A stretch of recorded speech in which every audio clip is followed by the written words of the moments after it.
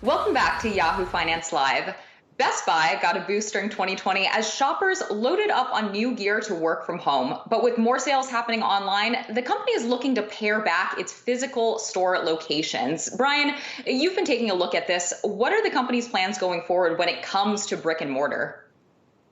Well, I sure hope my local Best Buy doesn't close because I actually like going there and it's right by my house. But nonetheless, Best Buy CEO Corey Berry dropping this nugget on their earnings call yesterday, which is only now starting to gain some attention this morning. I have a bigger story on it right now on Yahoo Finance. But Best Buy noting it closed 20 large format stores last year and the year before. And now they're signaling to investors they might move a little more aggressively this year. Berry noting in the conference call yesterday, they have 450 store leases coming up for renewal in the next 3 years, or 150 a year. That is a large number of renewals, and they have two choices: either close close stores that are underperforming, or negotiate lower really rental rates for these locations. Either way, it could be a win-win for Best Buy investors, because when you see retailers do that historically, it helps improve their profits. But at the end of the day, why you're seeing Best Buy, I think, consider a more aggressive pace of store closings is because how people shop their stores is changing. They're buying online. They're having it delivered right to their house. They're having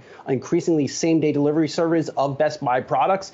And if they're not doing that, they're ordering online and parking in the Best Buy parking lot, which the company started doing during the pandemic, and having the products really just brought to their car, and then they go home. So why do you still operate all of these stores? Now, this is not a mass store closing plan like we've seen from dying Macy's or the bankrupt JCPenney. It's just a retailer that has been doing very well, looking at positioning for the next 10 years of retail consumption.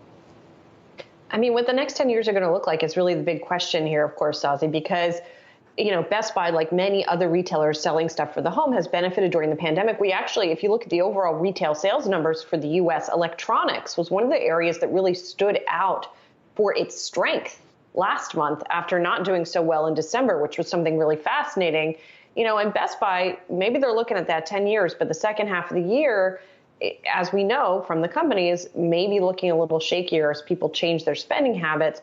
So you have to wonder then, there are still a lot of people moving into new homes, and they're going to need appliances. So even though Best Buy is saying maybe things slow down a little bit in the second half of the year, I wonder how much that's actually going to happen. If people need, if they're moving into new houses, there's probably going to be still a replacement cycle that maybe will be somewhat supportive to Best Buy, Brian.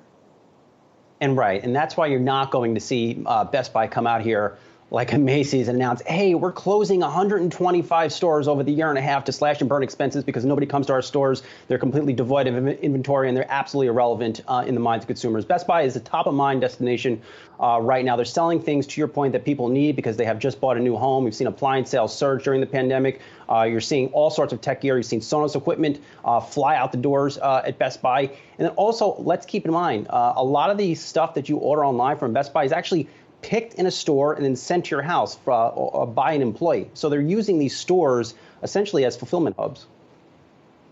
That's right, Brian, and something that we've also seen from Target as well. But, we talk about tech having tough comps this year, and it seems like Best Buy might also be in that category.